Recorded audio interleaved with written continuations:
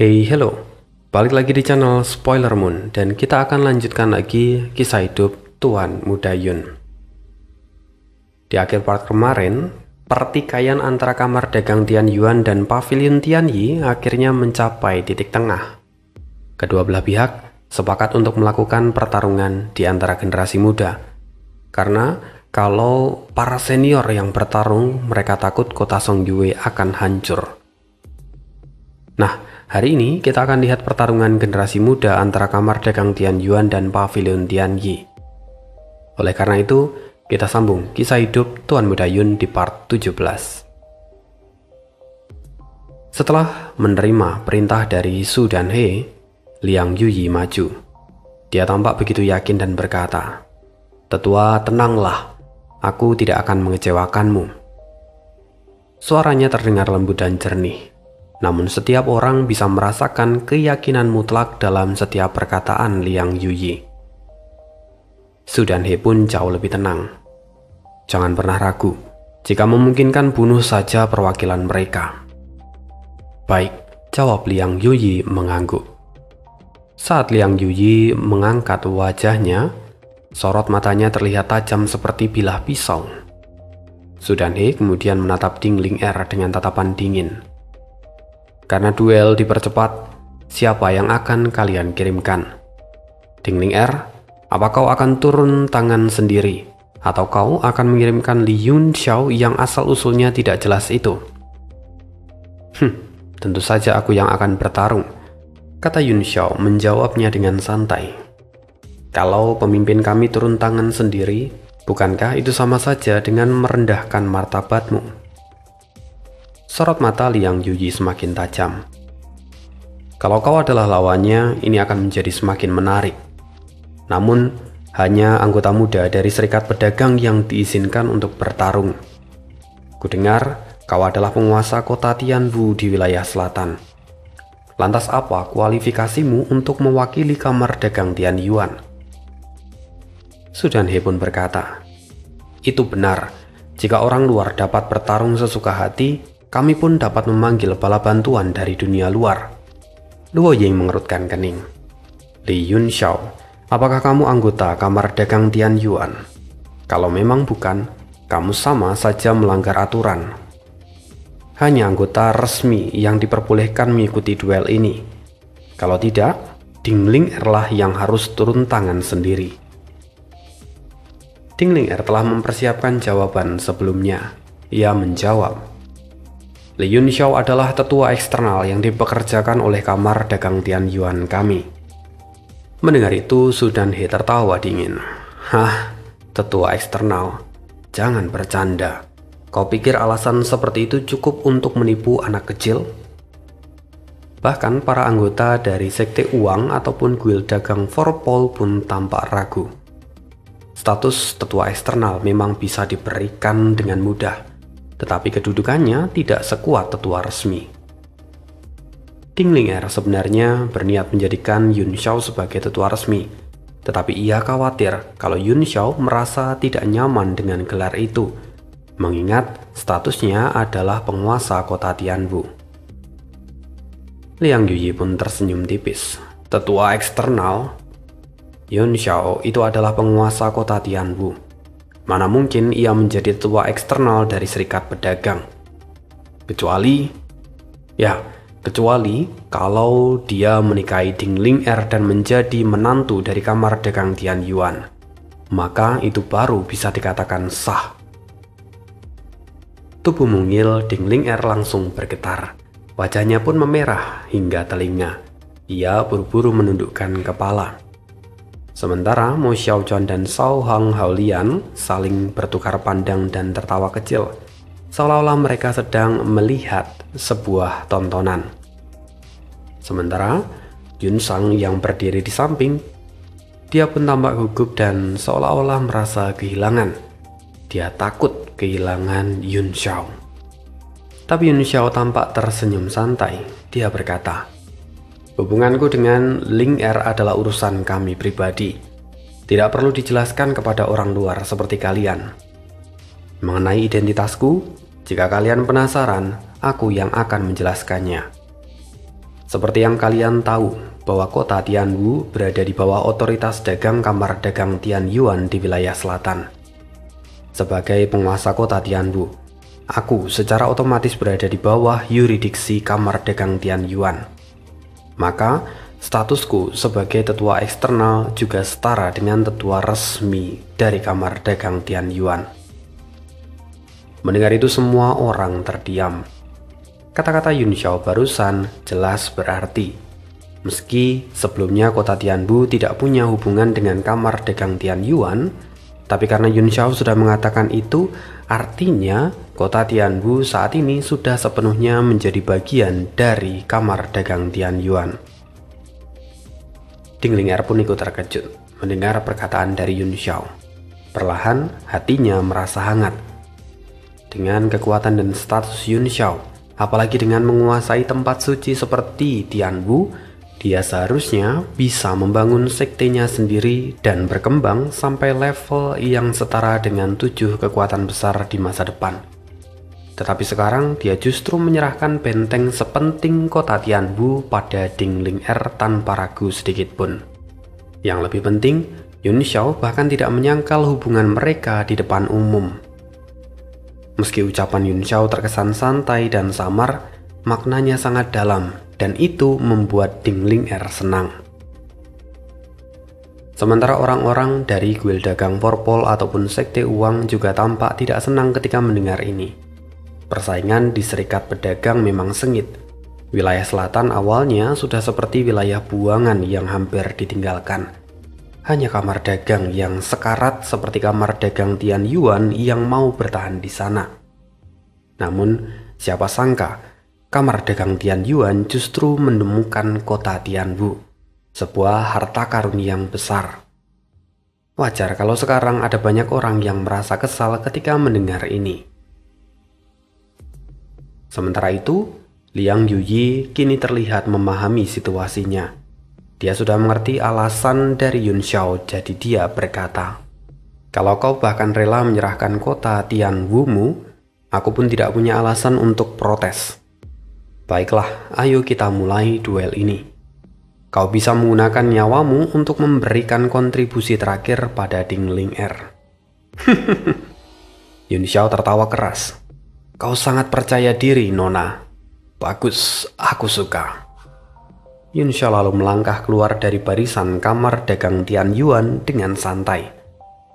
"Tuan Muda Yun, tolong berhati-hatilah," kata Ding Ling'er yang tampak khawatir. "Ling'er, kau tak perlu khawatir," kata Shao Huang Haolian sambil tersenyum. Mo Xiao Chuan menyenggol Haolian sambil berkata, "Eling, dia milik Tuan Muda Yun. Jangan pikir kau bisa mengambilnya." Mendengar itu wajah Ding Ling'er pun langsung memerah. Sementara Liang Yuyi kini menatap Yun Xiao dengan tatapan dingin. "Aku tahu kau punya kartu as yang kau sembunyikan. Aku tahu kekuatanmu tidak seperti yang terlihat. Melawanmu sepertinya akan cukup menarik. Tetapi kalau kau berpikir bisa menang dariku, itu adalah sebuah lelucon." Yun Xiao pun tersenyum santai. "Kalau begitu, hari ini biarlah aku yang menjadi badut supaya semua orang bisa tertawa." Percakapan mereka berdua terdengar ringan, tetapi aura membunuh sudah menyebar ke sekitar.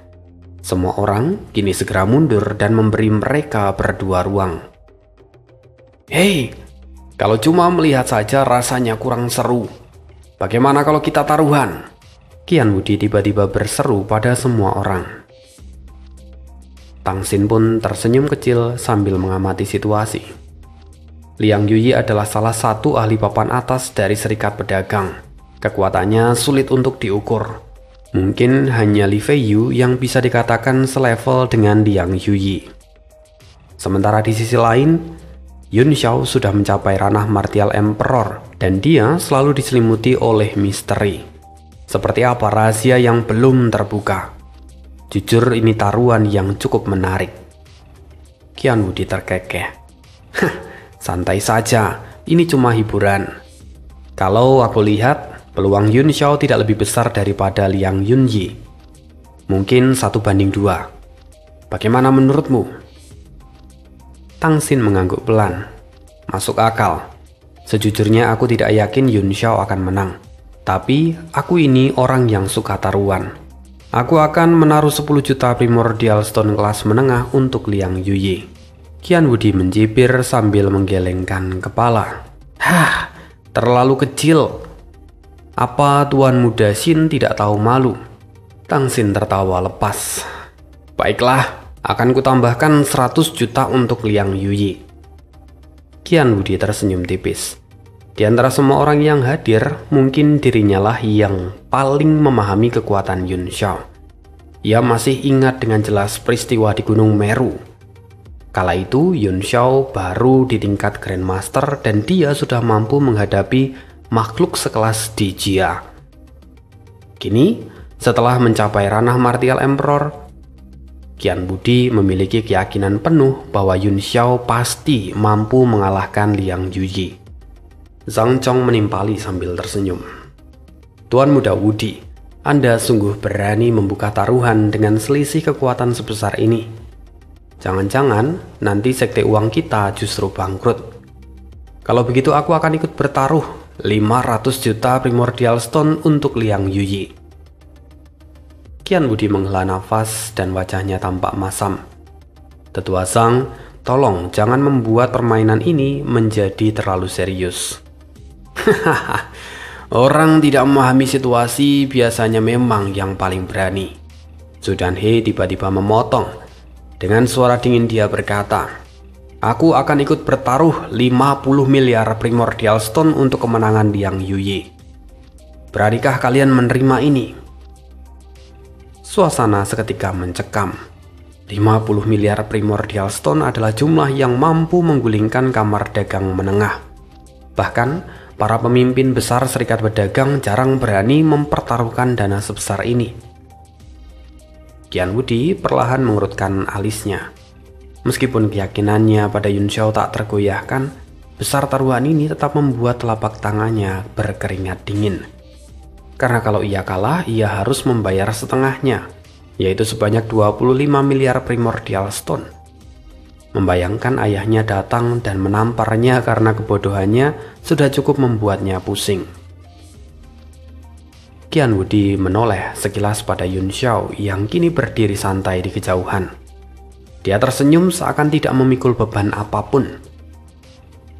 Melihat keyakinan Yun Xiao, Qian Wudi akhirnya menguatkan hati dan mengangguk. Baiklah, taruhan sebesar apapun tetap akan diterima. Zhang Chong panik. Tuan Muda, jumlah sebesar ini, kalau kita kalah, maka Anda akan dalam bahaya. Tenanglah Tetua Zhang, aku yakin Yun Xiao pasti menang, dan aku tidak akan rugi, jawab Qian Wudi. Zhang Chong terdiam.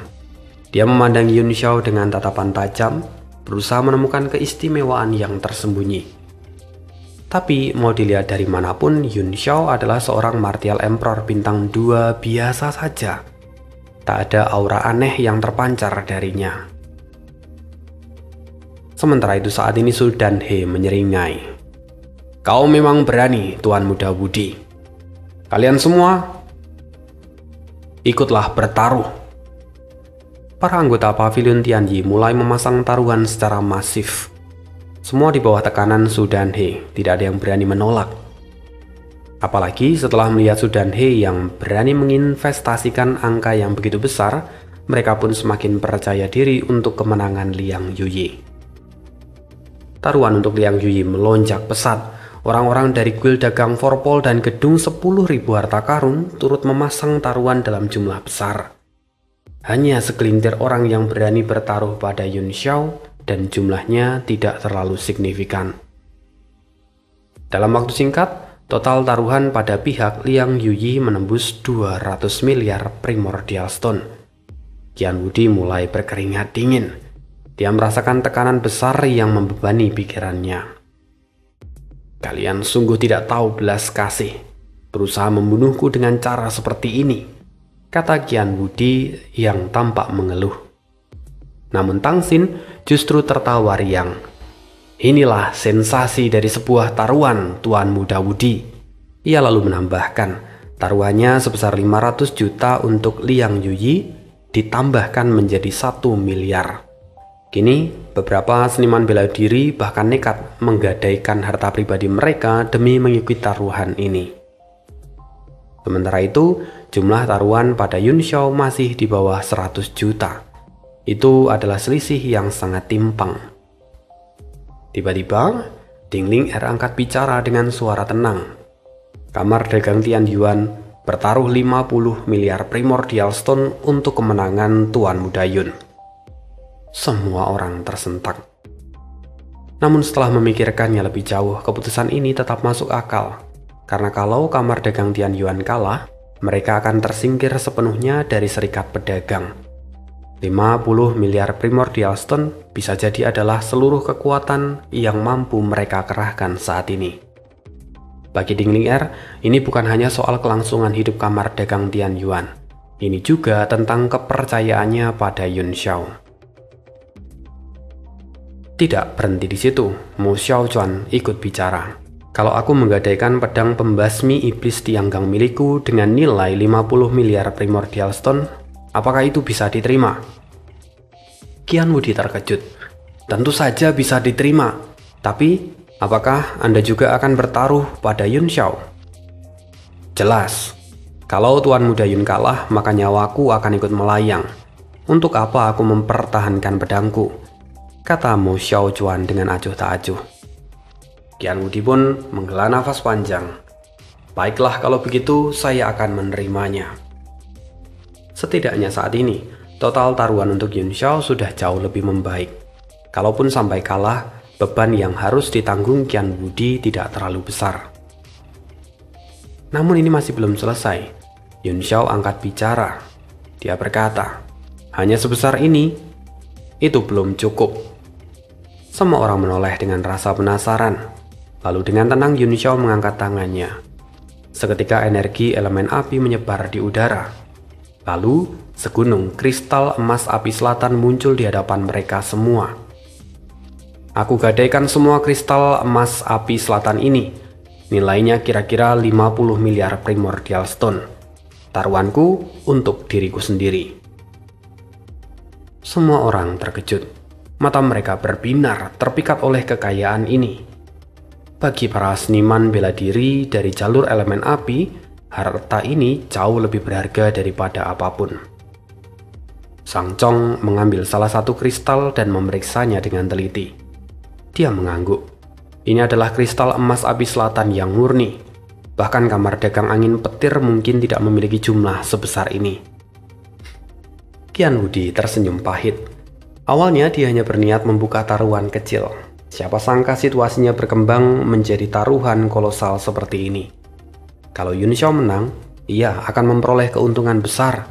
Namun kalau Yun Xiao kalah, bayangkan, dia harus membayar 250 miliar primordial stone, dan itu tentu bisa membuatnya mati seketika. Qian Wudi bahkan berpikir, bagaimana kalau dia diam-diam membunuh Liang Yuyi sebelum pertandingan dimulai. Saat ini, Liang Yuyi tersenyum tipis dan dia berkata, Li Yun Xiao, terima kasih atas kristal-kristalmu itu. Aku memang sedang membutuhkan barang seperti itu. Yun Xiao membalas dengan senyuman santai. Tatapannya tenang namun menusuk. Tenang saja, sebentar lagi aku juga akan mengosongkan kantong kalian semua. Liang Yuyi kembali tersenyum. Kalau memang begitu, tidak perlu membuang waktu lagi. Ayo bertarung. Liang Yuyi mengangkat tangan kanannya.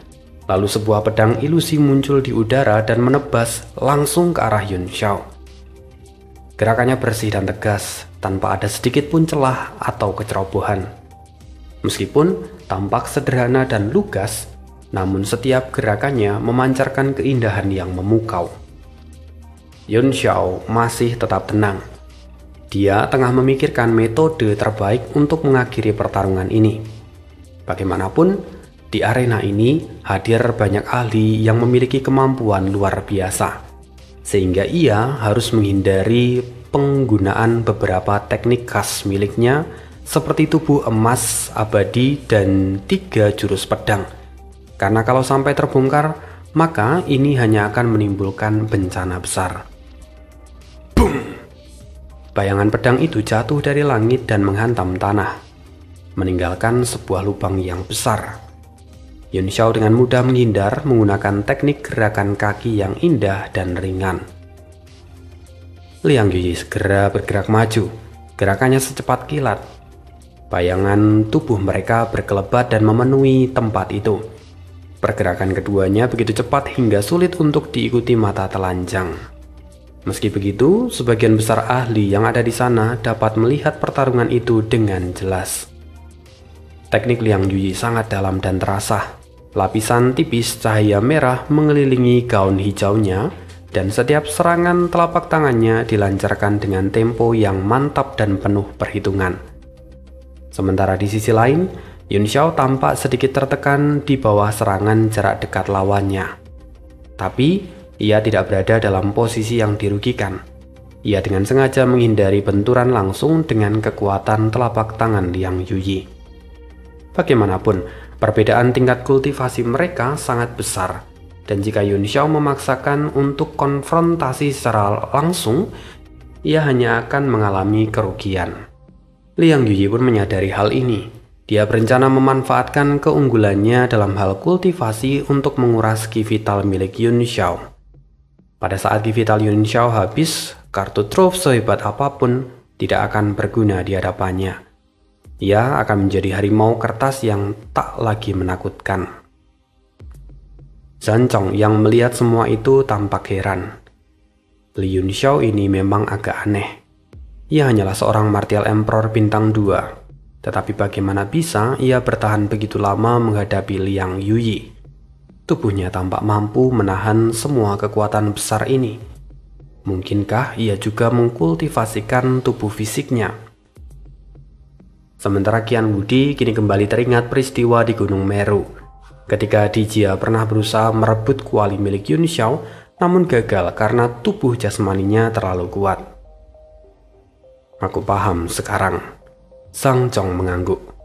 Teknik rahasia mistis yang mampu menahan serangan di luar ranahnya. Sungguh teknik ini tidak sederhana. Tapi kalau ini adalah satu-satunya kekuatan Li Yun Xiao, dia tidak akan bertahan lama. Saat ia bicara, kini pedang api melesat dari tangan Liang Yuyi, menciptakan bayangan api yang berbentuk seperti jaring. Jaring-jaring itu menutup Yun Xiao dari segala arah. Sementara Yun Xiao sendiri terlihat seperti ikan yang tertangkap di dalam jaring.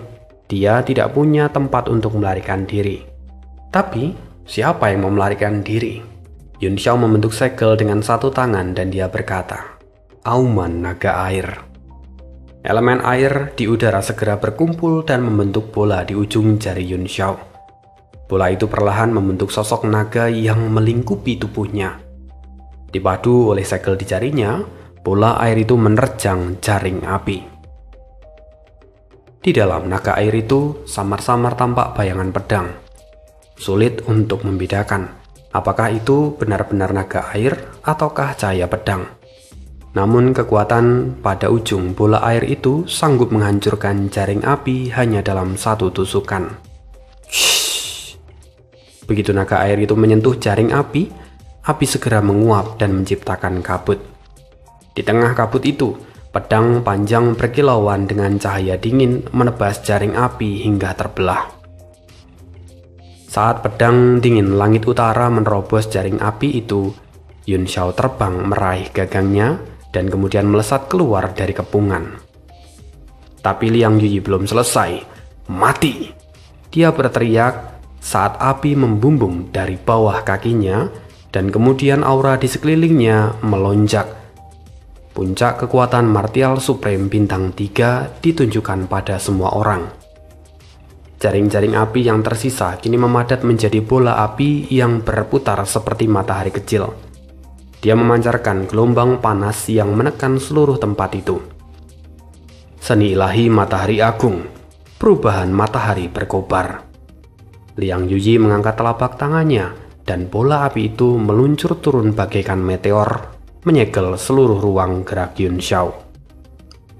Mu Xiaochan terkejut. Kekuatan telapak tangannya sangat kuat dan mendominasi. Tidak heran kalau dia mengatakan bahwa kristal emas api selatan sangat bermanfaat baginya. Ding Ling Er berkata dengan ekspresi serius. Liang Yuyi memang mengolah elemen api, tetapi ia tidak sebanding dengan tubuh ilahi 9 yang milik saudari Yun Sang. Mendengar itu Yun Sang tersipu malu.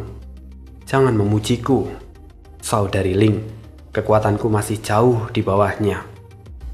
Ding Ling Er tersenyum. Jangan merendahkan dirimu, saudari Yun Sang. Tuan Muda Yun sendiri pernah mengatakan bahwa Ki asli 9 yang dari istana Shen Xiao memang ditakdirkan untuk tubuh sepertimu. Gu Qingqing, orang terkuat pada masanya, juga memiliki tubuh ilahi 9 yang.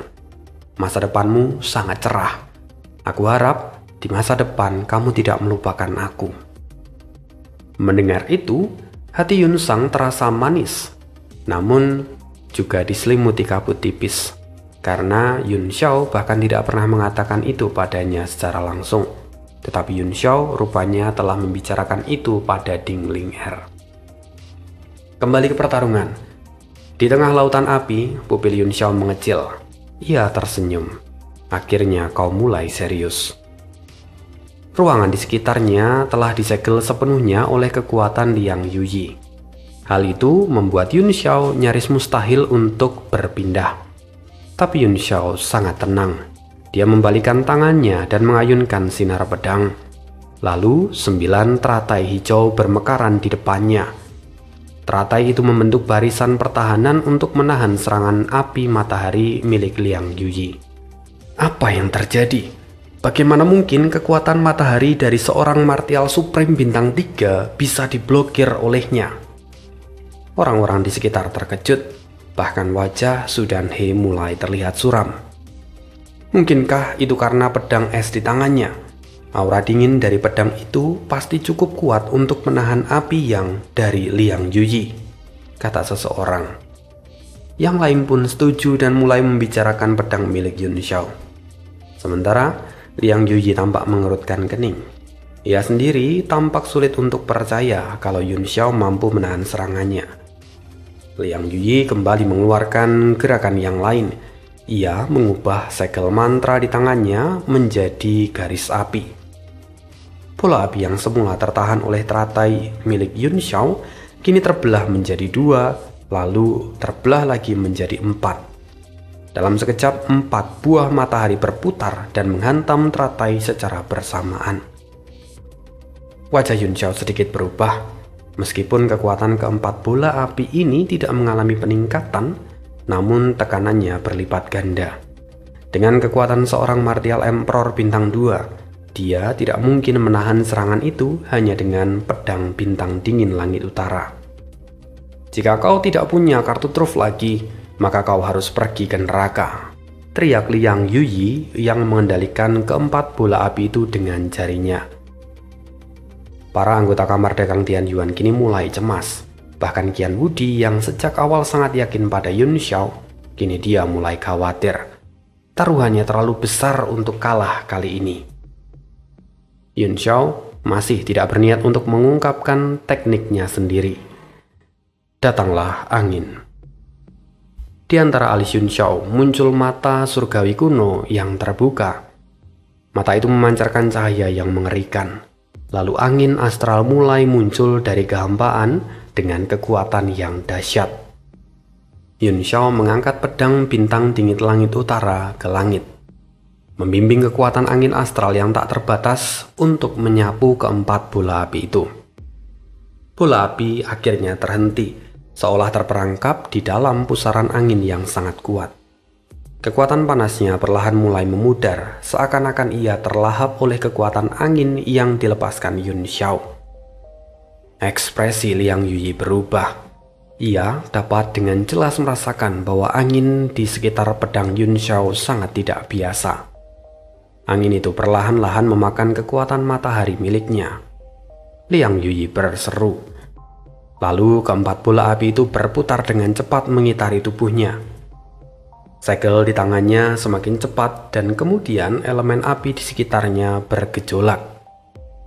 Ren Guangjun tidak dapat menahan diri akan keterkejutannya. Li Yun Xiao, Benarkah dia sekuat itu? Dia sampai memaksa Liang Yuyi mengeluarkan teknik pamungkasnya.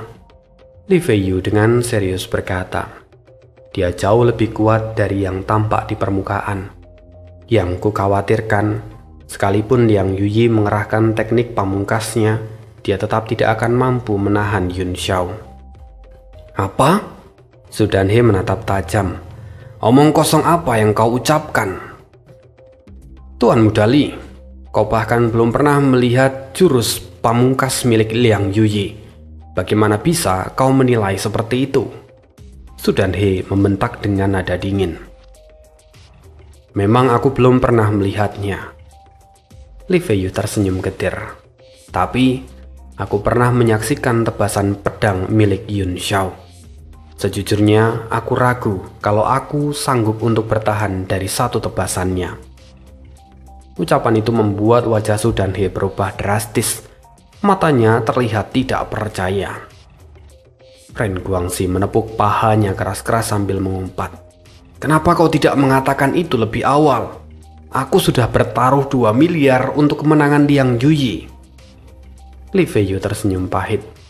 Meskipun Yun Xiao memiliki kartu truf yang kuat, aku bisa melihat bahwa Liang Yuyi juga belum mengerahkan seluruh kekuatannya. Peluang Liang Yuyi tidaklah nol. Sementara itu, saat ini segel di tangan Liang Yuyi akhirnya selesai dan keempat bola api itu berputar menjadi 10 buah. Ini 10 matahari di langit, seru Qian Wudi dengan wajah serius. Sang Chong pun terkejut. Aku tidak menyangka kalau gadis ini benar-benar sudah mencapai titik ini. Sang Chong berkata lagi, bakatnya sungguh luar biasa. Kali ini Yun Xiao benar-benar dalam bahaya. Aku penasaran bagaimana ia akan menghadapi 10 matahari yang mampu menghancurkan langit. Su Danhe tampak mengejek dengan rasa puas. Hah, bagaimana menahan serangan ini? Tentu saja tidak mungkin. Dia akan mati hari ini. Lalu Liang Yuyi akhirnya mengangkat kedua tangannya. Dia berkata pada semua orang, kalau kujatuhkan serangan ini, aku khawatir setengah kota Songyue akan hancur. Batasi ruangan di sekitar tempat ini agar aku tidak meledakkan segalanya. Zhang Chong, Ren Guangjun, serta Luo Ying langsung bergerak. Mereka segera membentuk penghalang di sekitar tempat itu. Kini seluruh kota Songyue menjadi gempar. Warga kota yang tidak memahami apa yang sedang terjadi, mereka semua hanya bisa menerka-nerka. Sementara para kultivator yang lain, mereka mulai mendekat dan berkumpul. Saat ini Liang Yuyi tampak seperti terbakar. Ia menatap Yun Xiao dengan tatapan dingin dan berkata, sekarang aku ingin tahu bagaimana caramu untuk menahan seranganku ini. Liang Yuyi mengangkat tangan kanannya tinggi-tinggi, lalu menghentakkannya ke bawah. 10 bola api raksasa berputar turun ke arah Yun Xiao. Cahaya yang mereka pancarkan sungguh menyilaukan. Banyak yang mengira kalau Yun Xiao telah kehilangan harapan. Tapi sebenarnya saat ini, Yun Xiao sedang mempertimbangkan bagaimana cara terbaik untuk menghadapi serangan ini. Apakah dia harus mengandalkan monumen dewa, Little King Kong, lonceng dinasti, atau langsung menggunakan sutra langit iblis dan tubuh emasnya? Ada terlalu banyak pilihan, dan itu justru membuat keputusan Yun Xiao menjadi lebih lambat. Sudahlah, tak masalah jika identitasku pada akhirnya terungkap. Aku Yun Xiao tidak akan takut pada siapapun. Pada saat yang genting itu, Yun Xiao menancapkan pedangnya ke tanah. Dia meletakkan tangan kanannya di gagang pedang, dan bayangan naga perlahan mengalir dari lengannya menuju ke pedang bintang dingin langit utara. Raungan naga menggema hingga menembus langit. Tubuhnya pun mulai berubah menjadi bentuk iblis. Sisik hitam merayap di kulitnya, dan sepasang tanduk perlahan tumbuh di dahinya. Bayangan naga yang mengalir di dalam pedang itu membentuk wujud seekor naga raksasa. Naga itu memancarkan niat pedang yang amat mengerikan. Liang Yuyi melihat, transformasi iblis. Inikah kartu truf milikmu? Memang saat ini kekuatan pedang yang terpancar dari niat pedang milik Yun Xiao bahkan telah melampaui tingkat martial supreme. Sementara itu di tangan kirinya pula cahaya keemasan perlahan terbentuk. Yun Xiao mengangkatnya, membentuk bunga teratai emas yang memancarkan cahaya menyilaukan. Hal itu memaksa semua orang memejamkan mata. Mu Xiaochuan secara naluriah memperkecil pupil matanya. Hanya dia satu-satunya yang bisa melihat serangan ini. Guruku benar-benar berani menampilkan teknik pedangnya di hadapan semua orang. Dia memang layak menjadi guruku. Dia tidak takut menciptakan masalah untuk dirinya sendiri. Gumam Mu Xiaochuan dalam hati.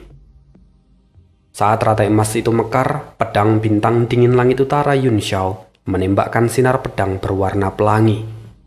Sosok naga muncul dalam tebasan itu, menguasai langit. Bintang-bintang di sekitarnya tampak bergetar dan lenyap satu persatu, dan tebasan itu membayangi ke-10 matahari dengan kekuatan penghancur yang luar biasa. Inilah teknik pedang pemusnah bintang. Liang Yuyi yang sempat terbutakan oleh cahaya keemasan masih sempat merasakan ki pedang yang begitu mengerikan. Seperti panah surgawi yang menembus matahari, bayangan naga menerjang ke arah 10 matahari. Bung, bung. Suara ledakan terus terdengar, dan saat semua orang kembali membuka mata, mereka hanya melihat bahwa 10 matahari kini telah hancur sepenuhnya. Penghalang yang sudah dipasang oleh 3 ahli pun kini hancur tak bersisa. Qian Wudi memandang dengan tatapan terkejut. Sebuah pertanyaan besar terlintas di benaknya. Kalau dia yang menerima serangan ini, apakah dia bisa bertahan? Kekuatan yang begitu mengerikan. Apakah Yun Xiao sudah mati? Banyak orang yang berpikir demikian. Bahkan Ding Ling Er pun kini tampak gelisah. Sementara para tokoh puncak seperti Luo Ying menatap dalam diam dengan rasa keterkejutan yang mendalam. Mereka sadar, dalam kelengahan mereka tadi, mereka telah jatuh ke dalam perangkap Yun Xiao. Cahaya bunga emas itu membutakan pandangan mereka, sehingga mereka gagal menangkap detail dari teknik pedang yang digunakan Yun Xiao. Hal yang paling mengejutkan bagi mereka, dalam situasi hidup dan mati itu, ternyata Yun Xiao masih berusaha menyembunyikan kekuatan sejatinya. Apa yang sebenarnya ingin ia tutupi? Mengapa dia begitu enggan memperlihatkan teknik pedangnya kepada semua orang? Apakah itu adalah sebuah rahasia yang tak boleh terungkap? Banyak pertanyaan di kepala mereka, sementara Su Danhe yang semula penuh percaya diri kini tampak masam. Dengan tingkat kultivasinya, ia dapat dengan jelas merasakan bahwa Yun Xiao masih belum mati. Bahkan, dia tidak terluka. Di antara kobaran api yang membakar penghalang, kini tubuh Yun Xiao perlahan terlihat. Bajunya memang terkoyak, tetapi tubuhnya bahkan tak terluka sedikit pun. Semua orang terkejut melihat Yun Xiao. Bagaimana mungkin? Bahkan 10 matahari tidak mampu membunuhnya. Su Danhe juga tampak pucat. Dia adalah pria yang penuh dengan rahasia. Tuan muda, kamu harus hati-hati jika bertemu dengannya di masa depan, kata Luo Ying pada Tang Xin. Sementara itu, saat ini Liang Yuyi yang telah mengerahkan teknik puncaknya, dia telah kehabisan energi. Wajahnya pucat dan tubuhnya gemetar. Meski terkejut, Liang Yuyi segera menstabilkan dirinya. Ia menarik nafas dalam-dalam dan sosoknya perlahan menghilang di udara. Yun Xiao tersenyum kecil, menyembunyikan diri di kehampaan, langkah yang sangat kuno. Yun Xiao pun melepaskan indera ilahinya untuk melacak keberadaan Liang Yuyi. Tapi ekspresinya berubah. Aneh, tidak ada fluktuasi spasial. Dia tidak memasuki kehampaan. Lalu, di mana dia? Yun Xiao berpikir keras. Saat ini, Liang Yuyi tidak bisa ia temukan. Pertarungan ini masih cukup panjang, jadi kita cukupkan untuk hari ini. Kita sambung di part berikutnya. Terima kasih, see you again di next video, dan bye.